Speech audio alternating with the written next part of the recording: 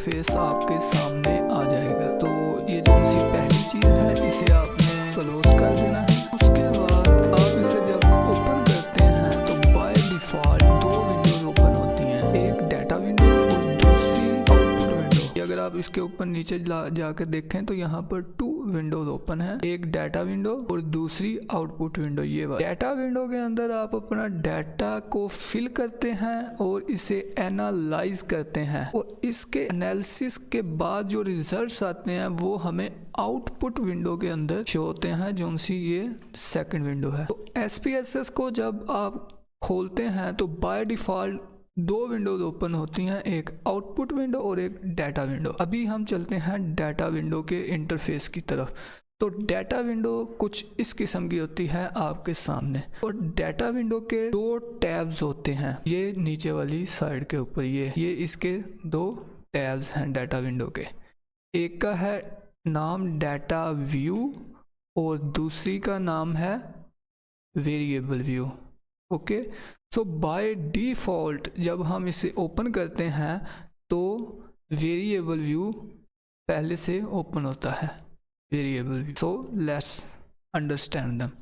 ये मैं variable view के अंदर हूँ और अगर मैं ये नीचे डाटा व्यू की तरफ जाऊँ, इसे क्लिक करूँ तो डाटा व्यू ओपन हो जाएगा। अब मैं आपको वो दिखा देता हूँ डाटा व्यू।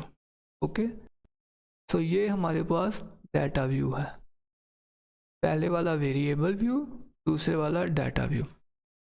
डाटा व्यू के अंदर अगर आप देखें तो ये जो से कॉलम्स हैं, वर्टिकल कॉलम्स, ओके, ये वर्टिकल कॉलम्स, ये ईच कॉलम आपका एक वेरिएबल होता है और जो सी रोज होती हैं ये आपके केसेस होते हैं, आपके फॉर्म्स होते हैं। आपके फॉर्म्स इसी तरह होते हैं कि आपके फॉर्म्स के अंदर कुछ वेरिएबल्स होते हैं एंड देन आपके नंबर ऑफ फॉर्म्स जितना आपने डाटा कलेक्ट किया इसी तरह होता है। ठीक है, तो अभी हम देखते हैं वेरिएबल व्यू की तरफ। वेरिएबल व्यू के अंदर आपको अपने वेरिएबल्स बनाने होते हैं। ठीक है, तो जो रोज़ हैं ये आपके वेरिएबल्स हैं, जो रोज़ हैं वो आपके वेरिएबल्स हैं और ये जो आगे की जो इन्फॉर्मेशन है, name, type, width, decimal, label, value, missing, column, align, measure, role, ये आपके वेरिएबल की इन्फॉर्मेशन है, इनके अंदर हमने फिल करनी। अभी हम एक एग्जांपल लेते हैं, वहाँ से आपको आसानी समझ आ जाएगी।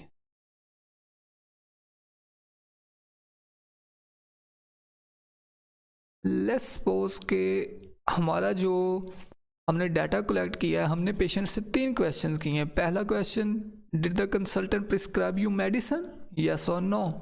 Did the consultant prescribe you lab test, yes और no. Did the consultant prescribe you x-ray, yes और नो।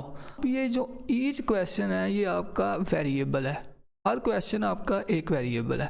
अभी हम इसको इसके अंदर फिल करने की कोशिश करते हैं वेरिएबल व्यू के अंदर। तो हम अपने जो सा पहला वेरिएबल है, मतलब जो पहला हमने क्वेश्चन किया है, उसको हम एक नाम दे देते हैं। जिस तरह मैंने आपको कहा था, यहाँ पे क्वेश्चन नंबर 1 आएगा, यहाँ पे क्वेश्चन नंबर 2 आएगा, यहाँ पे क्वेश्चन नंबर 3 आएगा। अभी यहाँ पे question number 1 means variable number 1, उसकी हम डिटेल लिखेंगे, उसका नाम लिखेंगे, टाइप लिखेंगे, width, decimal, labels, values, missing, columns. Okay, तो हम इसे नाम क्या देंगे?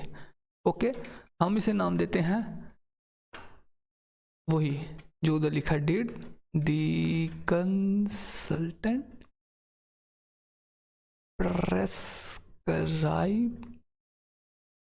You medicine. ओके, एंड पे क्वेश्चन मार्क।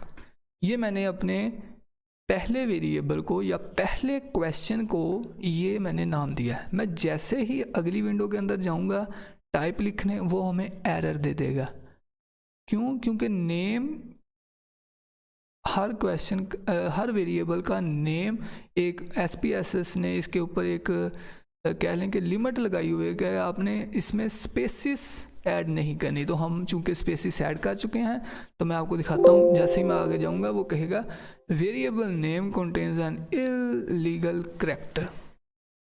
ठीक है, मैंने इसको कर दिया ओके। मैं दोबारा नाम लिखता हूँ और मैं इधर स्पेसिस इसको शॉर्ट करके लिख लेता हूँ। मैं इधर लिखता हूँ medicine. Did the consultant prescribe you medicine. इसका मैंने नेम इस वेरिएबल को मैंने नाम दे दिया सिंपल मेडिसन। आगे मैं जाता हूँ। आगे मैंने अपने जो आंसर्स हैं उनको मैंने उनकी टाइप लिखनी है। तो हम इधर देखते हैं ये जो साथ वाला बटन है इसे क्लिक, ये जो इधर 3 डॉट्स आए हैं इसे हम क्लिक करेंगे तो एक पूरी लिस्ट ओपन हो जाएगी इधर। ठीक है, एक पूरी लिस्ट ओपन हो जाएगी कि ये इसकी कौन सी टाइप है। तो अभी हम करते हैं तो आपको समझ लग जाएगी। ठीक है, तो ये देखें ये एक पूरी लिस्ट ओपन हो गई है जिसके अंदर ये numeric, dot, date, scientific notation वगैरह वगैरह। ठीक है, तो हमारे पास इधर जो काम के होते हैं एक तो न्यूमेरिक होता है, दूसरा स्ट्रिंग होता है। ठीक है, अब न्यूमेरिक और स्ट्रिंग में क्या फ़र्क है? न्यूमेरिक का मतलब ये है कि आपके जो उनसे आंसर्स हैं क्वेश्चन के, जो आपने डाटा फिल करना है वो 0, 1, 2, 3, 4, 5, 6, 7, 8, 9, 10 नंबर्स की फॉर्म के अंदर है। स्ट्रिंग का मतलब ये है कि नहीं वो ABC की फॉर्म के अंदर है।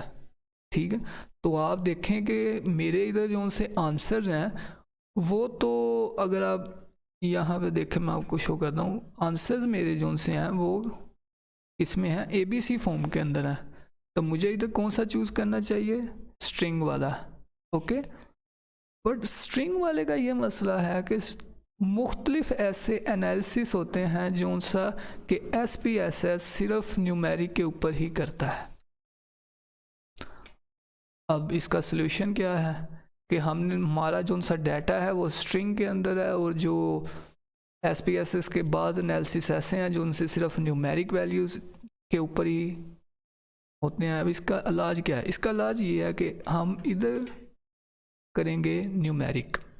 ठीक है, न्यूमेरिक करके इसको कर देंगे ओके। अभी मैं चलूँगा एंड के ऊपर, यहाँ पर वैल्यूज़ वाले के ऊपर। मैं क्या करूँगा, मैं SPSS को बता दूँगा कि डाटा तो मैं न्यूमेरिक में फिल कर रहा हूँ 1, 2 की फॉर्म के अंदर, बट 1, 2 का मतलब एक मिनट, ये देखें वैल्यूज़ में मैं लिखूँगा 0 और मैं उससे बता दूँगा कि 0 का मतलब है यस, ऐड कर दिया।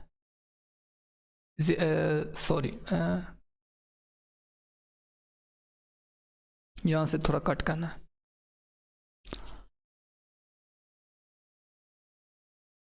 अभी मैं चलूँगा डायरेक्ट वैल्यूज़ के ऊपर। वैल्यूज़ वाले ऑप्शन में मैं जब इन 3 डॉट्स को ओपन करूँगा तो यहाँ पर एक डायलॉग बॉक्स ओपन हो जाएगा। ठीक है, इस डायलॉग बॉक्स के अंदर मैं SPSS को ये बता दूंगा कि डाटा तो मैं न्यूमेरिक में फिल कर रहा हूँ, पर उस न्यूमेरिक का मतलब क्या है। जिस जगह के ऊपर मैं 0 लिखूँगा उसका मतलब होगा नो, और जिस जगह के ऊपर मैं 1 लिखूँगा उसका मतलब होगा यस। ये मैंने एंटर कर दिया। अब इसका फ़ायदा क्या होगा? इसका फ़ायदा ये होगा कि मैं जो फिल कर रहा हूँ वो 0 और 1 के अंदर डाटा को फिल करूँगा और SPSS जो मुझे एनालिसिस निकाल के देगा वो यस और नो के अंदर आ जाएगा। ठीक है, वो अभी हम देखते हैं। अभी हम सिर्फ डाटा को एंटर कैसे करना है इसको मैं कर देता हूँ ओके। यहाँ से मैं डेसिमल्स को सिलेक्ट कर लेता हूँ कि कितने डेसिमल्स मुझे चाहिए। तो मैं जो भी वैल्यूज़ फिल कर रहा हूँ मुझे कोई डेसिमल नहीं चाहिए। अब ये लेबल का ऑप्शन बड़ा इंपॉर्टेंट है। मैंने आपको बताया था कि यहाँ पर आप पूरा क्वेश्चन नहीं लिख सकते, बट लेबल के अंदर आप पूरा क्वेश्चन को लिख सकते हैं ताकि आपको अगर कोई भी कन्फ्यूजन हो तो आप डाटा व्यू के अंदर आकर इसको कंफर्म कर लें। तो मैं इधर ये वाला पूरा लिख लूँगा did the consultant prescribe you medicine वाला। ओके, सो ये मैंने इसको इधर पूरा लिख लिया, did the consultant prescribe you medicine. अभी हम आगे चलते हैं। तो जैसे ही आपने उधर न्यूमेरिक टाइप किया हुआ है तो ये खुद ही इधर अलाइनमेंट उसकी राइट साइड पे रखेगा। अब फाइनल के ऊपर जो हमारे पास चीज़ आती है इम्पोर्टेंट, सबसे आखिर के ऊपर हमें यहाँ पे मिलता है मैयर का ऑप्शन। मैयर के ऑप्शन के अंदर मैं नीचे जाके क्लिक करूँगा तो एक डायलॉग बॉक्स खुलेगा। वो पूछेगा कि आपका ये जो सा वेरिएबल है ये स्केल है, ऑर्डिनल है या कि नॉमिनल है। So very simple. स्केल का ये मतलब होता है कि आपके जो वेरिएबल है उसके कई आंसर हो सकते हैं, कई आंसर, बहुत ज़्यादा, 0 से शुरू होकर 1000 तक। लेट्स सपोज आप किसी को पूछ रहे हैं कि उसकी पे कितनी है, तो किसी की 25,000 होगी, किसी की 20,000 होगी, किसी की 1 लाख होगी, किसी की 1 करोड़ होगी। तो ये एक मल्टीपल रेंज के अंदर आ जाते हैं। स्केल का मतलब है कि कुछ भी हो सकता है। अब ऑर्डिनल और नॉमिनल का ये मतलब नहीं है। ऑर्डिनल और नॉमिनल के अंदर सिर्फ लिमिटेड ऑप्शन ही होते हैं आपके क्वेश्चन के। जिस तरह के मैंने इधर क्वेश्चन किया हुआ है ये वाला, did the consultant prescribe you medicine, इसके 2 ही हैं, यस या फिर नो। तो ये या तो हम इधर ऑर्डिनल लगाएंगे या नॉमिनल लगाएंगे। अब ऑर्डिनल और नॉमिनल में ये फ़र्क है, जैसा कि आपको मैं यहाँ पर जूम करके दिखाऊं तो ऑर्डिनल के साथ इसने एक इस तरह का सिंबल बनाया हुआ है और नॉमिनल के साथ इसने 3 सर्कल्स बनाए हुए हैं जो उनसे एक दूसरे को ओवरलैप कर रहे हैं। अब इसका मतलब क्या है? इसका मतलब है कि ऑर्डिनल हम उन चीज़ों के लिए लेंगे जहाँ पर आंसर्स तो लिमिटेड हैं पर एक आंसर दूसरे आंसर से सुपीरियर है, और नॉमिनल के अंदर हम वो लेंगे यहाँ पर एक आंसर दूसरे आंसर से सुपीरियर नहीं है। तो यहाँ पे चूंकि यस और नो है तो मैं ऑर्डिनल इधर ले सकता हूँ, तो मैं इधर ऑर्डिनल ले लेता हूँ और इन दोनों से कोई फ़र्क नहीं पड़ता। मतलब आप ऑर्डिनल भी ले सकते हैं और आप नॉमिनल भी ले। तो ये मैंने अपना पहला वेरिएबल जो सा है इसके वेरिएबल व्यू के अंदर एंटर कर दिया SPSS के। मेरा दूसरा जो क्वेश्चन है या मेरा दूसरा वेरिएबल है वो है did the consultant prescribe you lab test. तो मैं इधर सिंपली इसका नाम लिख देता हूँ लैब्स टेस्ट। ओके, अभी आपको जल्दी जल्दी पता है कि मैंने फिर बीच में स्पेस डाल दी, तो आप क्या करें इधर लैब्स लिखते हैं, या आप क्या कर सकते हैं ये छोटी सी ब्रैकेट डाल के छोटा सा, ये जो मैं आपको जूम करके दिखाता हूँ, छोटा सा नीचे लेबल लगा के, ठीक है, इसके आगे आप लिख सकते हैं तो फिर वो आपको नहीं देगा। ठीक है, मैं अभी आपको लिख के दिखाता हूँ लैब्स टेस्ट। आगे के न्यूमेरिक ही है क्योंकि हमने डाटा न्यूमेरिक के अंदर एंटर करना है। विड्थ मुझे ज़रूरत नहीं है और डेसिमल्स 0 मैं चूज़ कर लेता हूँ इससे। ठीक है, यहाँ पर मैं इसको कॉपी पेस्ट करता हूँ, ये जो नीचे लिखा हुआ है इसको इधर कॉपी पेस्ट। Okay, label. अब वैल्यूज़ के अंदर मैंने इसको वैल्यू दे देता हूँ 0 में कह देता हूँ 0 इक्वल्स टू नो है और 1 इक्वल्स टू यस है। ओके, इसको मैंने किया ओके।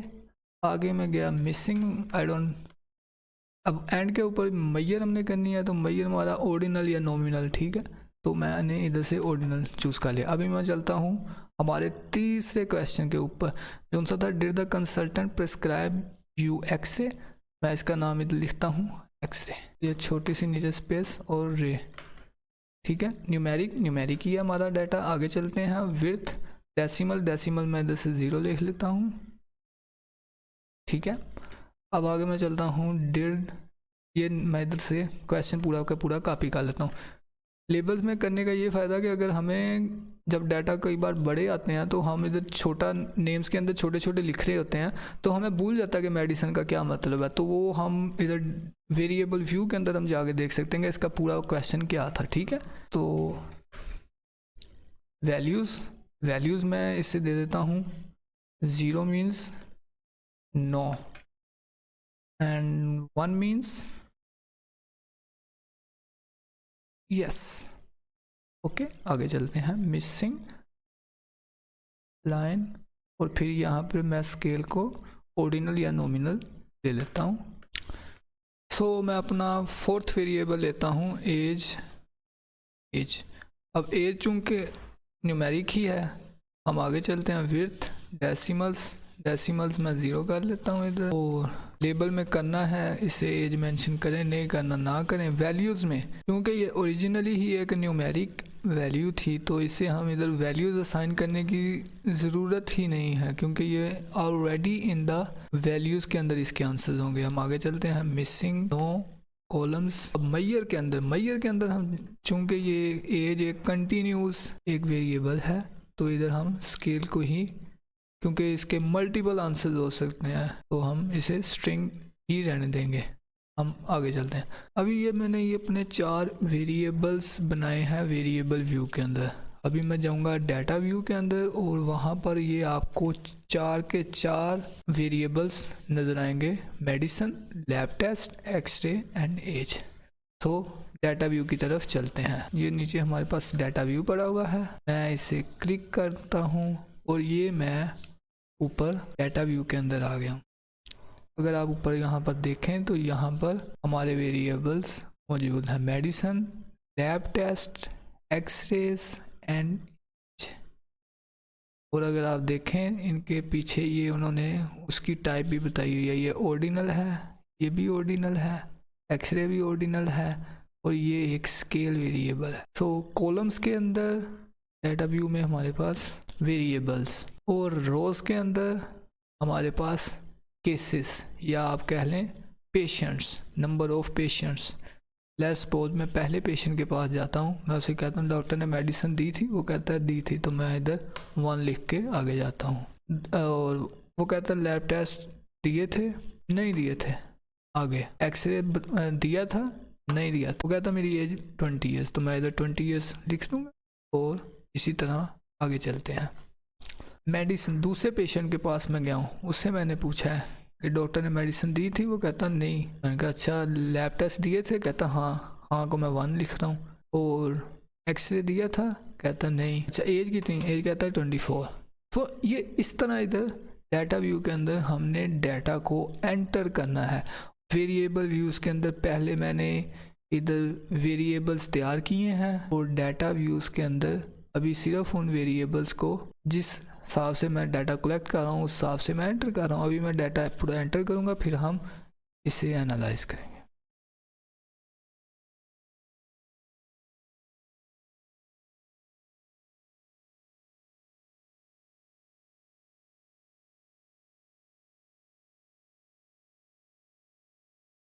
तो आफ्टर डाटा फिलिंग हमारा स्टेप है इसे एनालाइज करना। अगर आप यहाँ पर ऊपर देखें तो आपको यहाँ पर एनालाइज का बटन नज़र, ओके। तो इधर मैंने क्लिक किया, सिंपली सेकंड नंबर के ऊपर ऑप्शन है डिस्क्रिप्टिव स्टैटिस्टिक्स, इसके अंदर ऑप्शन है फ्रीक्वेंसीज। इसे जब मैंने क्लिक किया तो यहाँ पर मेरे वेरिएबल्स एक लेफ़्ट साइड के ऊपर बॉक्स है, वहाँ के ऊपर मेरे वेरिएबल्स हैं और एक खाली बॉक्स है जो उनसा राइट साइड के ऊपर है, ठीक है। मैंने क्या करना है, लेफ़्ट साइड वाले बॉक्स से वेरिएबल्स को सिलेक्ट करना है, इन्हें ड्रैग एंड ड्रॉप करना है खाली वाले के अंदर, सिंपल, ओके। और यहाँ से मैंने चार्ट सेलेक्ट कर लेना है, बार चार्ट, यहाँ पे कंटिन्यू, और यहाँ पे मैंने सेलेक्ट कर लेना है display frequency tables. Scale variable के अलावा जितने भी वेरिएबल्स होते हैं ऑर्डिनल, नॉमिनल, उनकी हम फ्रीक्वेंसीज को मेजर करते होते हैं। तो फ्रीक्वेंसीज के लिए जो चार्ट बेस्ट रहता है वो बार चार्ट है। और यहाँ पर मैंने टिक इसलिए किया है क्योंकि ये ऑर्डिनल वेरिएबल्स हैं और ऑर्डिनल के लिए हमें फ्रीक्वेंसीज चाहिए। जैसे ही मैं इसे इधर ओके करूँगा तो हमारा आउटपुट विंडो ओपन हो जाएगी। तो ये मेरी आउटपुट विंडो ओपन है और ये देखें उसने सारी स्टैटिस्टिक उसने सॉफ्टवेयर ने खुद ही की हुई है। तो यहाँ से मुझे पता चल रहा है ये हमारे बार चार्ट्स भी आ गए हैं। यहाँ से आप देख सकते हैं कि मेडिसिन जो डॉक्टर ने दी है वो ज़्यादातर लोगों को दी है, ठीक है, और लैब टेस्ट भी ज़्यादातर लोगों को दिए हैं, जबकि एक्सरे जोन्स है उसने ज़्यादातर लोगों को नहीं दिया। अभी अगर आप ये ग्राफ्स को लेबल भी करना चाहते हैं, ये तो ग्राफ शो हो गए हैं, आप इन्हें डबल क्लिक करें, सिंपली इधर एक विंडो ओपन होगी, वहाँ पर राइट क्लिक करें और नीचे जाकर शो डाटा लेबल्स इधर क्लिक कर दें, इसे क्लोज कर दें और यहाँ पर इसने लेबल्स भी कर दिया है। मैं इसे क्लोज करता हूँ। देखें अब मुझे ये भी पता चल रहा है कि 15 लोगों को उसने मेडिसिन दी है, 5 को नहीं दी। इसी तरह हम दूसरे ग्राफ्स के लिए भी कर सकते हैं। दोबारा मैं जाता हूँ एनालाइज के ऊपर, डिस्क्रिप्टिव स्टैटिस्टिक के अंदर, और फ्रीक्वेंसी वाले टेबल को मैं ओपन करता हूँ। ये जो मैंने 3 वेरिएबल्स थे इनको सिलेक्ट करता हूँ और इनको मैं ड्रैग एंड ड्रॉप करके पहले वाले बॉक्स के अंदर लेके आता हूँ, और एज को मैं सेकंड बॉक्स के अंदर लेके जाता हूँ क्योंकि मैं अब एज का एनालिसिस करना चाह रहा हूँ। जो स्केल वेरिएबल होता है उसके लिए हम स्टैटिस्टिक वाले बॉक्स के अंदर जाके मुख्तलिफ चीज़ें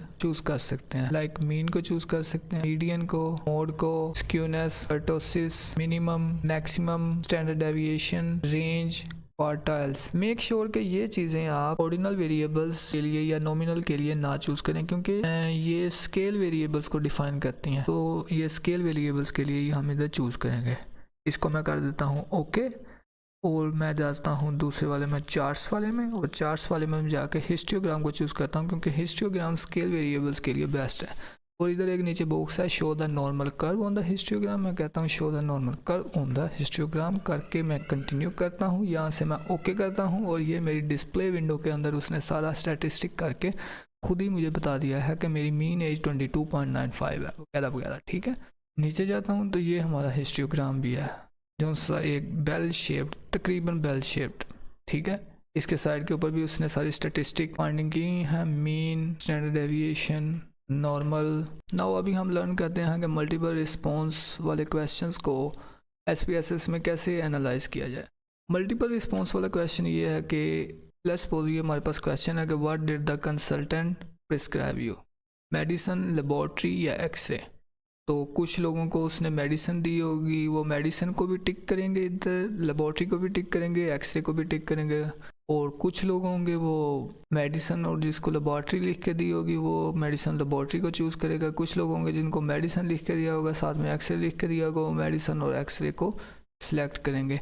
तो मल्टीपल रिस्पॉन्स क्वेश्चन का ये मतलब होता है कि पेशेंट मल्टीपल रिस्पॉन्सेस नीचे सेलेक्ट कर सकता है, एंड इसको एनालाइज करना SPSS के अंदर थोड़ा डिफ़िकल्ट है। उसका एक ट्रिक है हमारे पास।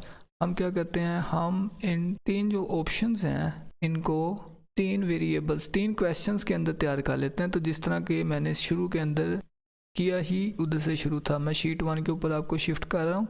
Did the consultant prescribe you medicine, did the consultant prescribe you lab test, या did the consultant prescribe you x-ray. ठीक है, तो मैंने 3 उसके बना लिए हैं क्वेश्चन, एक क्वेश्चन के, और हर एक का येस और नो के अंदर आंसर लिख लिया। और इसी तरह मैंने SPSS के अंदर एंटर करना है, और मैंने इस तरह एंटर किया भी हुआ है SPSS के। तो वहाँ से जाकर हम स्टैटिस्टिक इस तरीके से उसकी करते हैं। अभी मैं आपको शो करता हूँ कैसे करनी है। सिंपली ये मैंने अपने SPSS के अंदर आया और यहाँ पर मैं एनालाइज के अंदर जा रहा हूँ, और यहाँ पर डिस्क्रिप्टिव स्टैटिस्टिक की बजाय मैं नीचे जा रहा हूँ मल्टीपल रिस्पॉन्स, और यहाँ पर मैं डिफाइन वेरिएबल्स कर रहा हूँ, variable sets. Okay, define variable sets.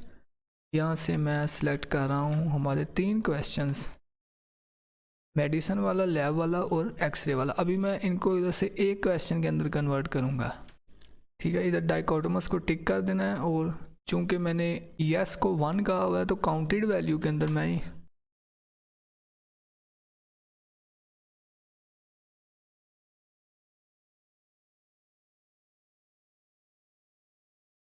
यहाँ से सिंपल ऐड करना है। और ये मैंने अपने जो 3 क्वेश्चंस थे, जो कि ओरिजिनली मेरा एक ही क्वेश्चंस था, उसको मैंने 3 क्वेश्चंस के अंदर शिफ्ट किया, और SPSS के अंदर आकर मैंने दोबारा उसको एक क्वेश्चन के अंदर शिफ्ट कर लिया। अभी मैं इसे क्लोज करूँगा, एनालाइज के ऊपर जाऊँगा, और एनालाइज के ऊपर दोबारा मल्टीपल रिस्पॉन्स के ऊपर आऊँगा, और यहाँ पर इस बार मैं फ्रीक्वेंसीज वाले को चूज। ये हमारे पास एक डायलॉग बॉक्स खुल गया है, इसको मैं राइट वाले बॉक्स के अंदर शिफ्ट करूँगा, और ओके। तो आपके सामने है कि ये इसने हमें सारी स्टैटिस्टिक इसकी करके दे दी है।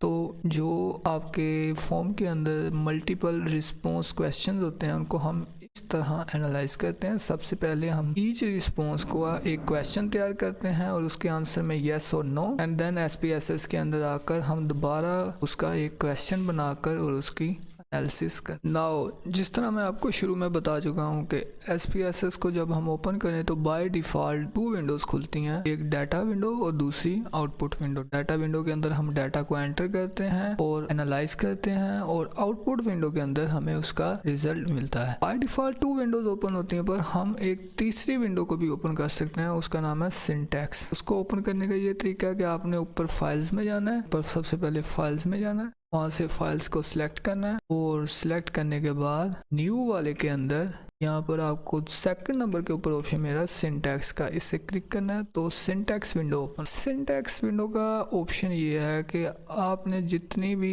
एनालिसिस किया है वो आप यहाँ पर स्टोर कर सकते हैं, बार बार आपको एनालिसिस करने की ज़रूरत नहीं है। तो यहाँ पर हमें एक कोड्स जो है हम इधर सेव कर सकते हैं। मैं आपको बताता हूँ कि हमारी जो आउटपुट विंडो थी, अभी हमारी 3 विंडोज़ खुली हुई हैं। हमारी आउटपुट विंडो के अंदर ये एक कमांड है, मैं इस कमांड को इधर से कॉपी कर रहा हूँ, Ctrl+C से मैंने इसे कॉपी किया, सिंटैक्स विंडो के अंदर इसे पेस्ट कर रहा हूँ। इसका ये फायदा होगा कि हमें बार बार एनालाइज करने की जरूरत नहीं पड़ेगी। सिंपली मैं जितनी भी एनालिसिस किया है वो मैं सिंटैक्स के अंदर सेव करूंगा, और बाद में मैं सिंपल सिंटैक्स को खोल के यहाँ पर प्ले वाले बटन को क्लिक करूंगा तो ओपन विंडो के अंदर एनालिसिस हो जाएगा। मुझे दोबारा ऊपर एनालाइज में जाने की हर बार जरूरत नहीं पड़ेगी। मैं एक बार अपने डाटा को एनालाइज करूंगा, सिंटैक्स में उसे स्टोर करूंगा और सिंटैक्स को सेव कर। That's it. बाद में अगर कोई मुझे कहता है कि शो मी योर रिजल्ट्स, मैं सिंटैक्स को खोलूंगा, रन बटन को प्ले करूंगा, आउटपुट विंडो के अंदर ऑटोमेटिकली जितना भी मेरा एनालिसिस हुआ है